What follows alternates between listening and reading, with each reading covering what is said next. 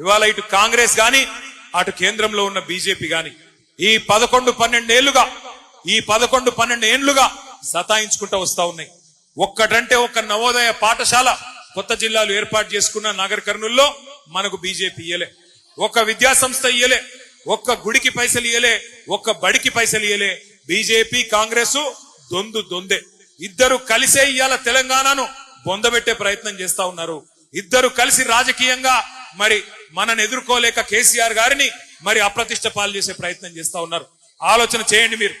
ఇద్దరు కలిసి ఉన్నారని ఎందుకంటున్నా అంటే సరిగ్గా నిన్న సెప్టెంబర్ 27 పోయిన సంవత్సరం తెలంగాణ రెవెన్యూ మంత్రి పొంగులేటి శ్రీనివాసరెడ్డి కాంగ్రెస్ మంత్రి ఆయన ఇంటి మీద ఈడీ ఓడు రైడ్ చేసిండు.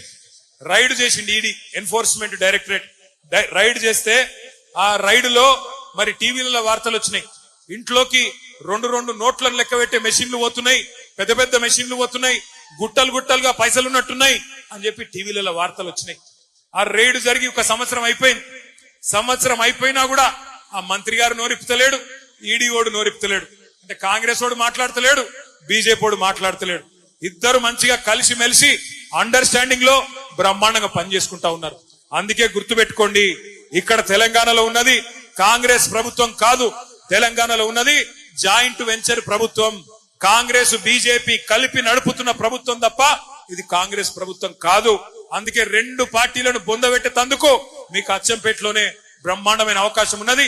స్థానిక సంస్థల ఎన్నికల్లోనే మీ సత్తా చూపెడతారని చెప్పి మనస్ఫూర్తిగా కోరుకుంటూ ఇవాళ జనగర్జనకు ఇన్ని వేల మందిగా విచ్చేసిన మా తమ్ముళ్లకు అన్నలకు మళ్ళొకసారి నమస్కారాలు తెలియజేస్తూ జై తెలంగాణ.